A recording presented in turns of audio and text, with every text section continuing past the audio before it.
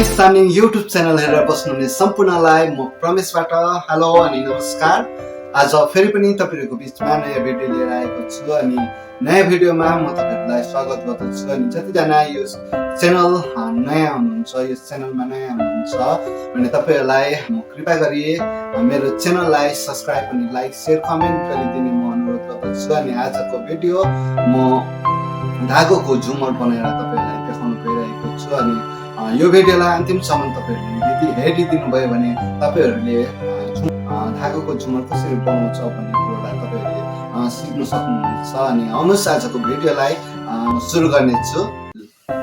सर्वप्रथम मैले ज्या तार लिए है, अनि एउटा बाएँ अनि त्यसपछि धागो लिएर मैले ज्या तारलाई रिङ बनाएँ है। अनि रिङ बनाइसकेपछि मैले धागोले यसलाई वरिपरि बेरेर है, वरिपरि यसलाई घुमाएर म यो जुन ज्या तार छ यसलाई म ढाक्ने छु धागोले।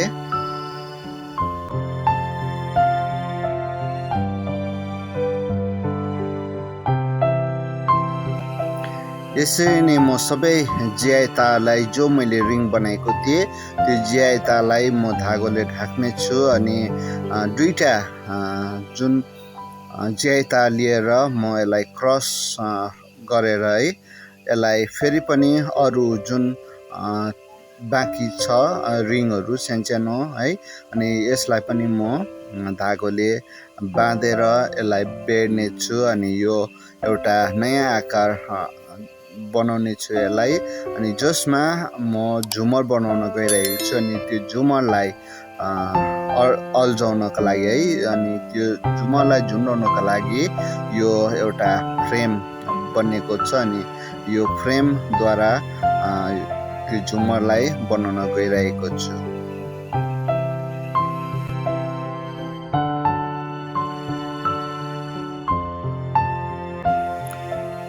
सबै ज्या तारलाई मैले धागोले बेरिसकेपछि है, अनि यसरी झुन्डाउने बनाउने छु म। अनि यसलाई झुन्डाउने छु। अनि झुमरको लागि म धागो एउटा फिटमा है, आधा फिट मा म धागो यसरी वरिपरि घुमाएर म झुमरमा झुन्डाउने को लागि म बनाउने छु।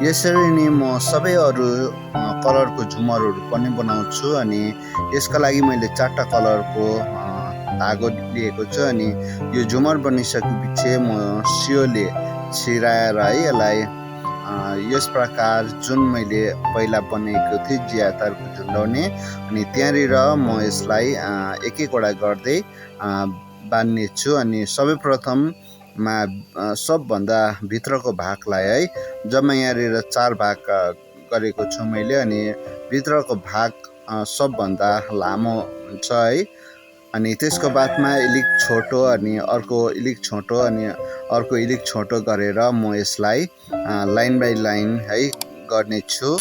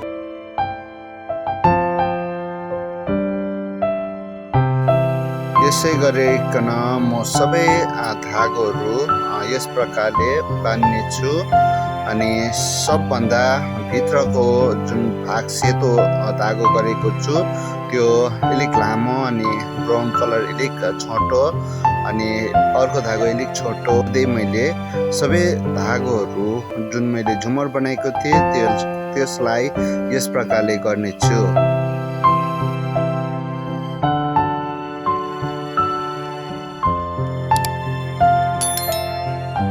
धागोले बनेको झुमर मैले कम्प्लिट गरिसकेको छु अनि यो झुमरलाई सिलिङमा झुन्डाएर सजाउन सकिन्छ अब है। अनि यसलाई मैले टोटल्ली है कम्प्लिट गरिसकेको छु अनि तपाईहरूले यो भिडियोलाई अन्तिमसम्म हेरिदिकन यो च्यानललाई सपोर्ट अनि माया गरिदिनु भएकोमा हृदयबाट तपाईलाई धन्यवाद गर्न चाहन्छु। अनि फेरि पनि अर्को भिडियोमा तपाईहरूलाई धागोले बनेको सजाउनेहरूका कुराहरू लिएर फेरि पनि तपाईहरूसँग आउनेछु अर्को भिडियोमा। तबसम्मको लागि keep smile and take care.